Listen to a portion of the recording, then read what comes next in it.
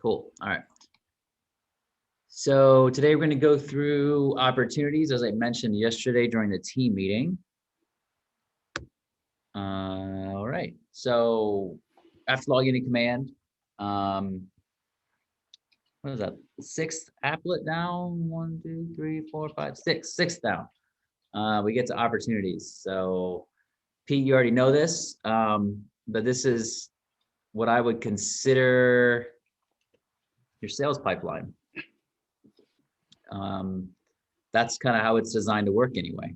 You know, it's like a funnel. You know, you're putting stuff in the cultivate appointment phase, and you're moving stuff along for your different situations, whether it be listings, buyers, or leases, right? And then within all of these different areas, we have different ways we can organize it based on how you like to move your clients along through your business. We'll call it like your experience, how you like to cultivate. It comes with automatic default types, new contact, nurture, hot. I don't know if new contact is actually the name, but I might change the name of that. But essentially like default stages within each of these, main, you want to call them, like buckets, or, just the different stages of the sales cycle essentially. And then, like I said, within that, then you have these different ways you can move them along as you're progressing with these different clients. As far as cultivate, so it's kind of maybe like a newer lead, trying to get that appointment. And then you have a way to, you're scheduling the appointment, it's scheduled and they kept, so then you can just kind of keep moving them along. And to do that, to move them along, they have these like there's 6 little gray dots here. You can just drag and click, or click and drag. You want to click first, then drag to move them inside the different stages. And then once they've gone from, you got the appointment and they've signed with you, you can go ahead and just move them right up to the active, and you just literally just drag it right up to active or under contract or close. And now that person is in that new designation. So we have, I didn't mention it beforehand, but it becomes probably more important once you get more to the active phase in terms of checklist items. These are items that it doesn't come with any default checklist items. So this would be something that you would need to edit yourself. There are a lot of good checklists around that you could find. I think our transaction coordinators would probably be a good resource for kind of a good checklist in how they like to, keep the order operations in terms of, when do I order the sign? I need to order pictures. I need to send a thank you email. I need to do this or this or this to make sure that your transactions are staying on track, right?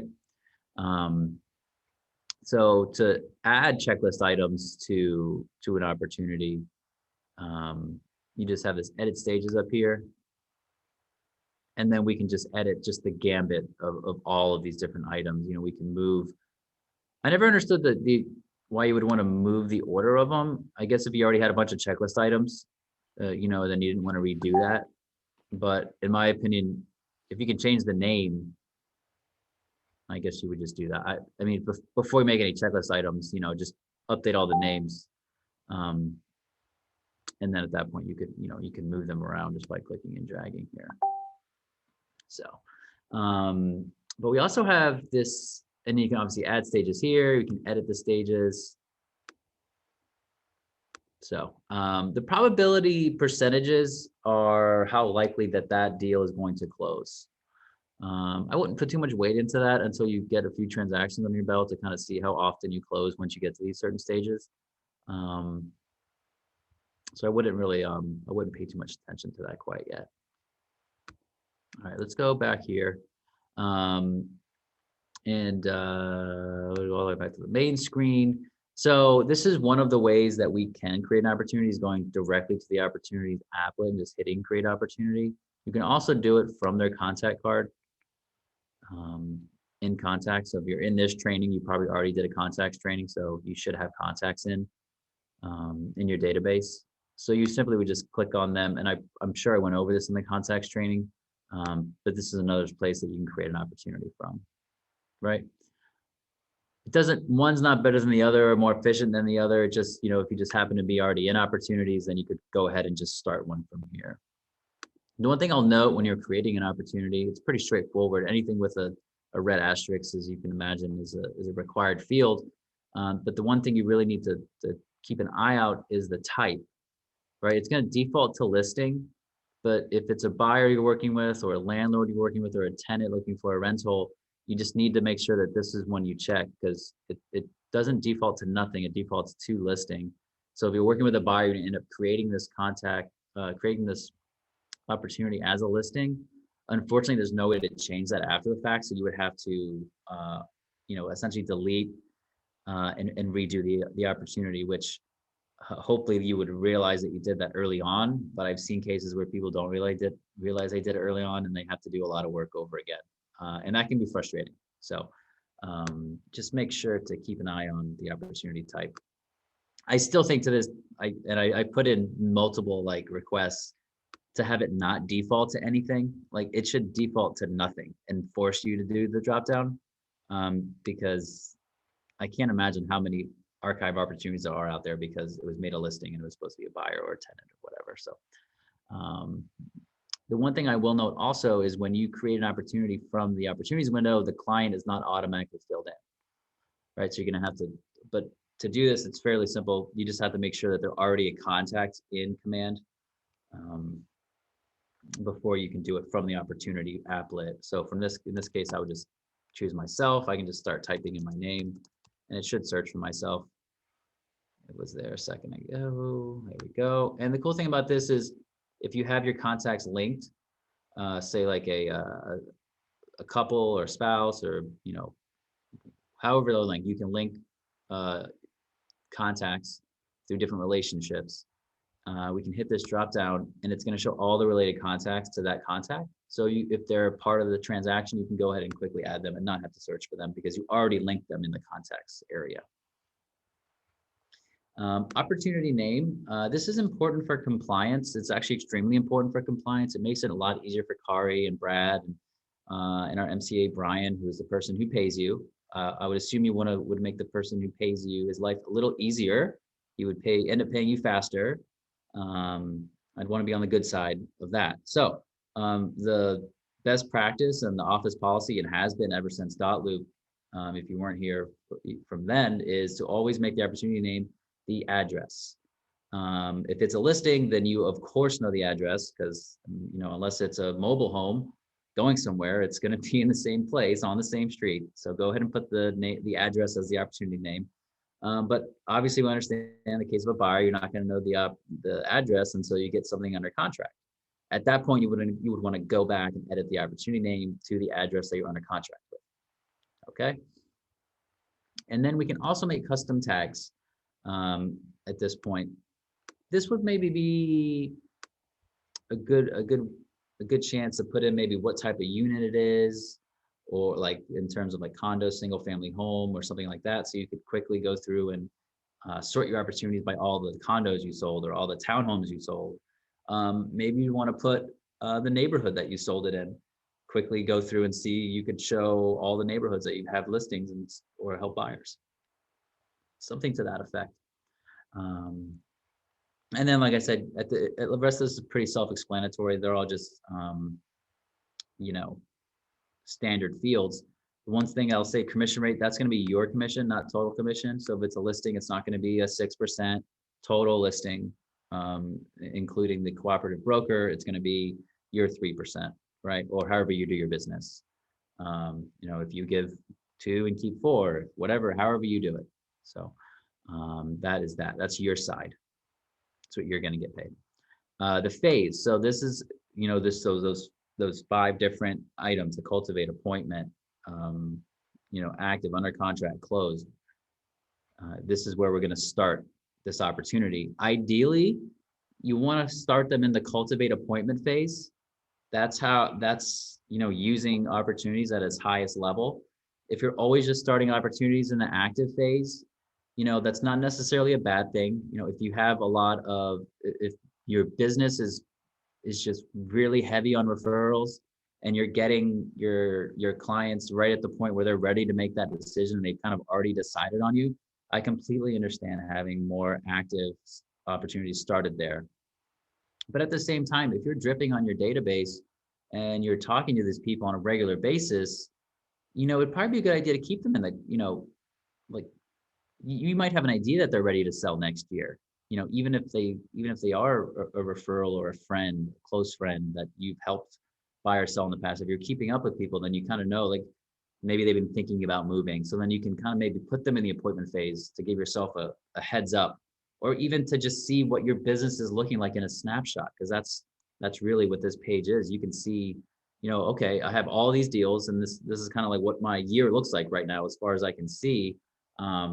And what it would look like if I was to close this that's why they give you those percentages.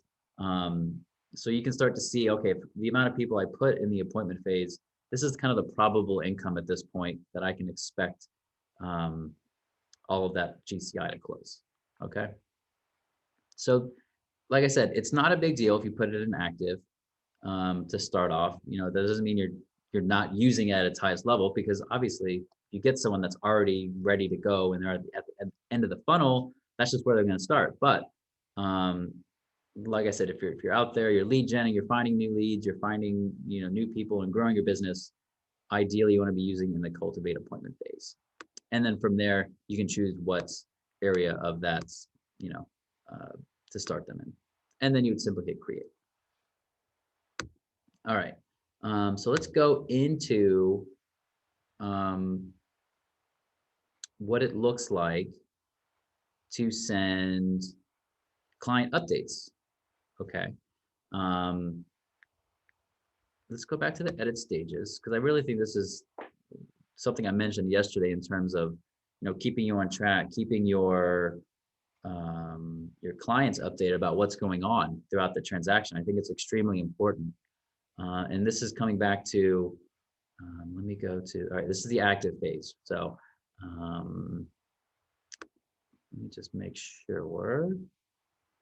So you click on this little cog, and it kind of gives you a little breakdown. So one, an individual opportunity, click on the client updates button, the top right, to manage emails for that specific opportunity.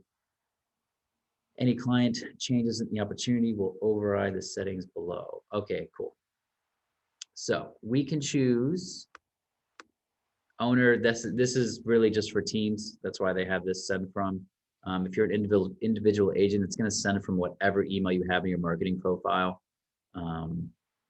We can choose to send it to the client and the co-client. So back when I was creating that opportunity, so I had myself and my wife, so I would choose to send it to both. Or maybe just one. There's like one contact, and it's just you have like the one email. Some couples work that way. Like, hey, can you just send everything to this one email? We kind of have everything going there. It just makes it easier for us. Perfect. You can just do the primary client only, and then you can have it also send owner. That's you or me. Owner of this contact is what that essentially is saying. Essentially, it would send you a CC of that email, and then we have all. I guess we could. Okay, so this is a preview of what kind of the breakdown of how it's going to look. It's going to show the checklist items that you're checking off, and it's going to have all your information to look very professional, right? It's going to have RKW up there. It's going to have your name and information. But essentially what this is doing, and I think I'd want that email to come to me too the first few times just to make sure. Let's go back to the checklists, because I really do think that this updating is just a really good, it's a way, first of all, for you to free up your time, because if your client is getting these, daily updates, or maybe every other day updates during a really stressful and important time in their life, that means they're not having to call you, which means you're not having to spend 30 minutes on the phone talking about everything that you've already done, and you're doing something twice, right? They know that this just happened. They know that this is what's going to happen next, right? So it's freeing you up by keeping them informed. So let's go back into the edit stages and then the checklist items. So essentially how this works is we're going to check on, let's do something more of like the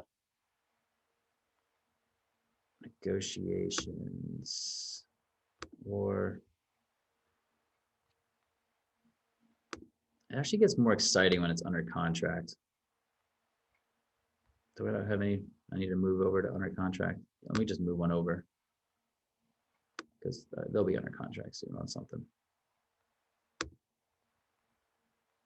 All right, let's. There we go. Edit stages. Okay.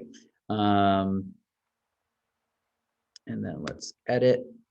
No, I'm going to click on the checklist. There we go. So this is where we can decide which of these checklist items I want an email to go out for. I probably wouldn't want to send a client update for, say, like upload contract to .loop. Like that's not something that my client needs to know about, even though we don't use .loop anymore. I need to update this one. Edits. To command for Brad to approve. Save. Okay, and I don't think I need to tell them about that, but they would probably need to know that we received the HOA packet from listing agent. All we do here, we simply hit a client update. That means when we click this checklist item off our list, which we do have to do that manually, it just automatically is going to go ahead and send that email. And if you remembered back, there was like a little timestamp on that edit portion in the settings where we could decide when that email goes out.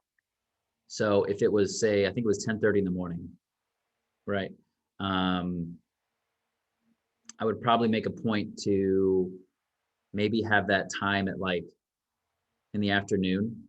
That way you can maybe do a lot of these things in the morning or something like that. So that way you're not wasting any time, especially on something as time sensitive as this HOA receipt, like green sheet. We don't even use green sheets anymore. I haven't updated this in a while. Submit commission request. Again, this is not something that you would want to update your client on, but you would want to let them know when their EMD got submitted. You would want to, for all signatures, probably not that one. Nope. HOA disclosures received. Yeah, that's probably good. And then you just go down after making all these checklist items, scheduled home inspection. They probably want to know that you scheduled that. They would probably like to know that it was released, and a lot of these are going to happen relatively in the same time frame. All right, and we're going to go through it, and it's going to send an email for all of these items.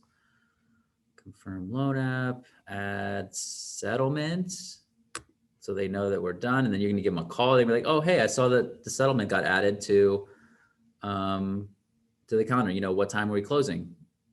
Boom. These are all. This is just. Anyway, I'm probably beating a dead horse here, but I just think it's a really great way to keep everybody on the same page, and they can see that you're out there working for them. They're getting these daily updated emails. And as far as I know, I do not see a lot of this happening,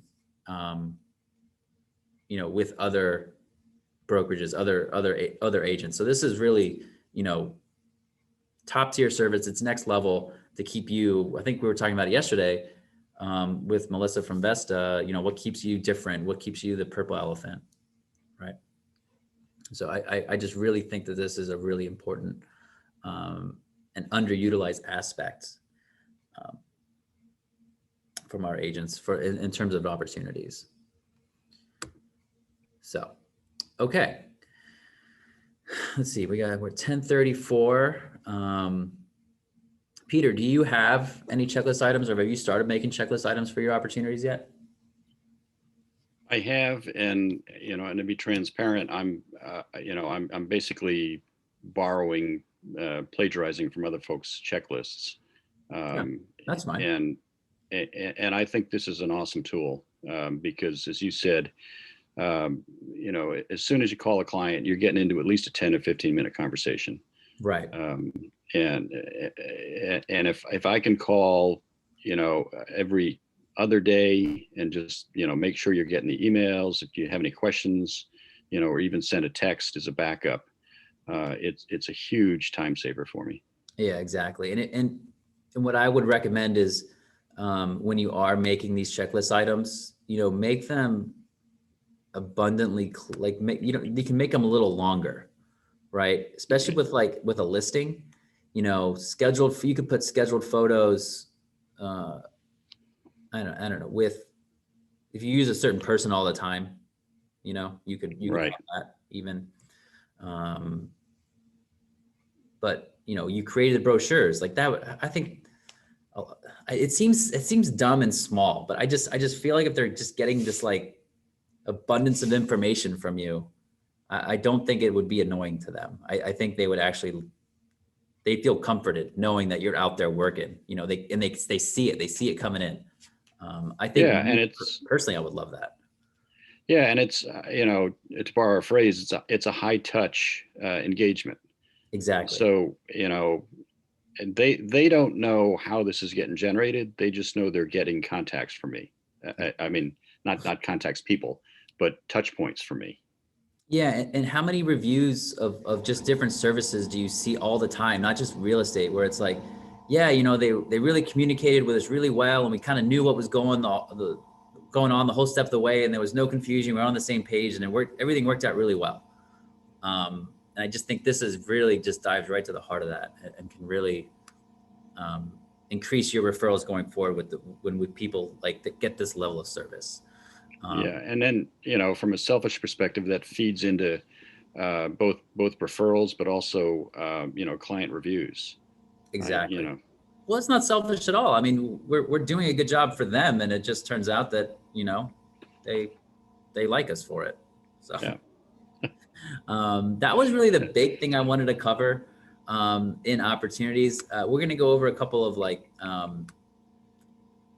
you know, not as exciting stuff, but you should know where this stuff is and kind of how to navigate it um, a little bit. I'm not going to go through the profiles today. I want to take a whole class for the profile. Um, and this is another way to keep them updated on a 40,000 foot scale, more or less. Um, once they've kind of dived into your world in terms of the app and signed up to your website and all that kind of stuff, then they can get this profile information. But I want to take a whole class for that. But just know that it's another way for them to quickly open up their app and see what's going on with their transaction. But the first item is the details. And earlier I mentioned that you want to make sure that you change the opportunity name to the address for a buyer transaction. And to do that, once you're inside of the opportunity, you simply just click this little pencil and it allows you to update and edit all the information from a deal. And you're just going to want to go ahead and come in here and put in that address. I don't think it necessarily needs a zip code, but go ahead and put the city at least, the street in the city, just to help us out with locating these opportunities and getting you guys paid faster. Another thing to look out for is some of these items weren't available to fill in when you first create the opportunity in terms of the scheduled appointment, the appointment date, agreement one, contract, and closed. Coming up here in September, beginning of October, we're going to start talking about business planning for 2022. I know it seems early, but it's something we need to consider. And when we're setting our goals and setting up command with our new goals for 2022, in terms of how many appointments do I need to schedule, and then how many appointments do I need to go on to turn into the amount of agreements that I need for things to go under contract and then for them to close. Because everything is like, it all feeds down, right? They start with big numbers and then it funnels all the way down to like how, at the end of the day, how many closings do I have and how much GCI is this? And is this enough for me to live on? Or do I need to find a new job? Uh, and what I'm getting at here is for all of that information to be put somewhere, once we set our goals in command, and we'll have a class on that as well, is we need to update these items with the appointment dates and the agreements one, because that's going to feed that data into our reports tab where we can keep track of our goals, to look at, we're going into what the back half of the year here, like where are we to our goals? Are we where we thought we would be? what do we need to change up? Things of that nature. So filling in these dates is extremely important. And we can also update the listing price if that was changed from the original. Hopefully it went up. Sometimes it goes down. Right now we see a lot of up. And then always want to make sure we have the property address, and the same thing, you hit the pencil and start typing in address and it will automatically fill in the address. Pretty simple stuff there.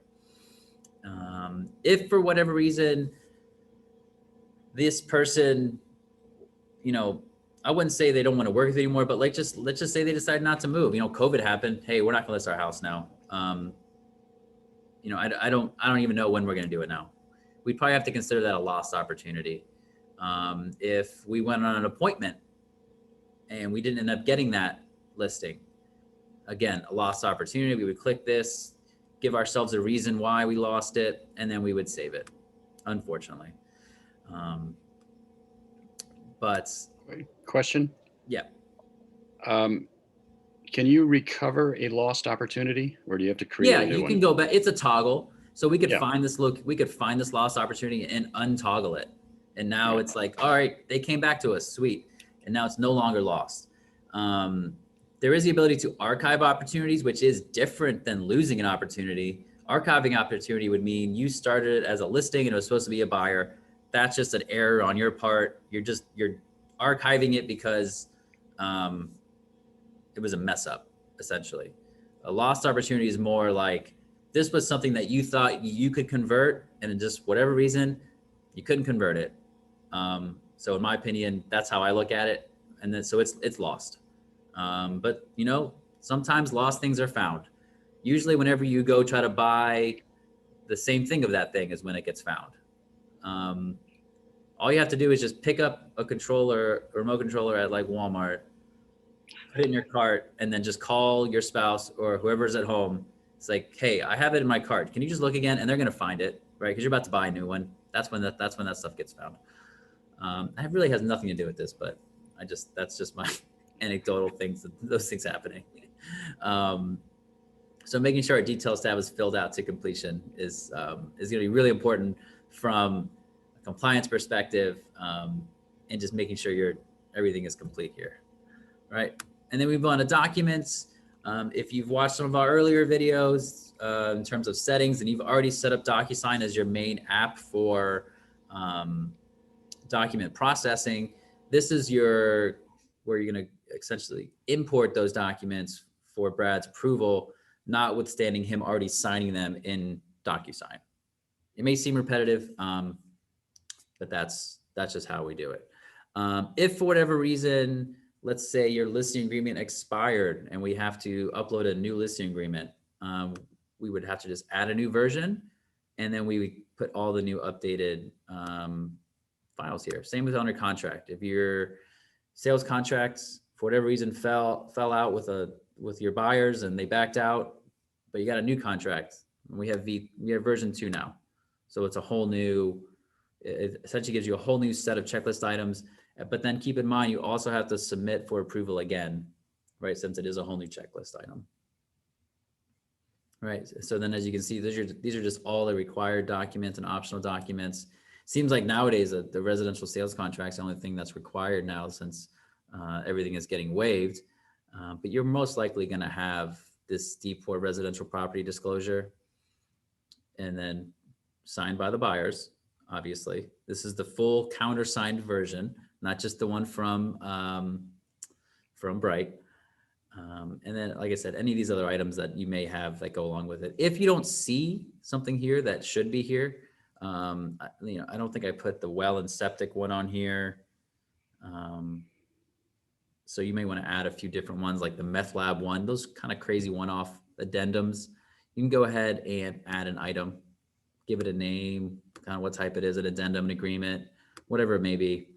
And wherever you have it is either on your computer with browsing, is it one of these custom folders over here, or is it on Docusign? And you can just bring it in, and that will be reviewed and hopefully approved by Brad. Right. So then that's what's going to happen all the way through the ratified sales process. Once you do have a ratified contract, it is our policy to go ahead and submit a commission request. If you're fairly certain, like none of the money's going to change, it can always, all this can be updated. But for end of month numbers, it's good for us to know, what's coming in. So once you get a ratified sales contract, it is best practice go in here and just go ahead and add an offer and manage that commission and submit it to Brian. So essentially what you do is you just add the offer that was accepted. Very simple. You have all the information in the ratified sales contract. It's the date of the contract, the date it closed, you go to parties, it's the name of the buyer, the name of the seller, the two agents, and it's gonna make me put something here. Right. How much it was agreed upon in terms of cash and financing, how much you're putting down on it. We don't have a termination option. We do actually. Usually that's like the financing contingency. So 21 days or so. If your seller or your buyer is getting a home warranty, you could put that amount here. It doesn't pull into anything as far as commissions. So, I'll leave it up to you if you'd like to utilize that or not. And then we just go to move forward again. Oh, we have to pay something for this. Go to agent analysis. And if this is a listing, then you may want to consider putting the pros and cons of each one of the different offers that you're adding. If you're adding all the different offers that you got into here, and then you could share that with your client. So then you'd simply save, and then you would have to accept that offer. See, I already accepted it. I'm gonna just, how do I move this one? Yeah, we'll move this one, and then we can send an offer, edit offer. Does it let me unaccept, change response? Yeah. Okay, so this is what it says. You can either accept or reject it. Once you accept that offer, and essentially it's just all the items from the contract, then you can go through and manage the commission. And this will, essentially break down how, what do you call it? How you get paid. And it shows you where you are to your cap, where you are to your royalty, and so forth. Right. And then, that's kind of the nitty gritty of it. In terms of, I covered it in the compliance class, but the last item that you're going to do is you get that fully signed ALTA and you upload it to that closing document section. And then once you're paid, someone from our office will go ahead and put in the DA to your opportunity. So then you can go back and reference that at any time. So that's kind of what I got today. Did you have any questions about that, Pete? I think that was great. This very thorough. Just a comment, at least keeping my head straight. You made a comment about Docusign and Command appearing maybe to be a duplicate effort when you're managing documents. And I think of Docusign as a document management and communication tool, and Command really is compliance, D4 compliance and record keeping. Yeah. I think it definitely along those lines too. I agree with you. Yeah, well, it's only a little redundant because Brad signs he signs the agreement, then he approves it. So some people would think, well, he already approved it by signing it. While that is true, it still has to be housed in our compliance section. That's the only thing I meant by like it may seem a little like double entry when we're getting him to sign it and we're getting him to approve it in two separate instances. Yeah, and I don't get hung up with that. The other way I think about it is Docusign is for external communications, and Command is internal only. Yeah, that's a good way of looking at it. They're two very separate things that do accomplish separate tasks. Yeah. So awesome. Well, we can probably go ahead and turn the recording off, Kari.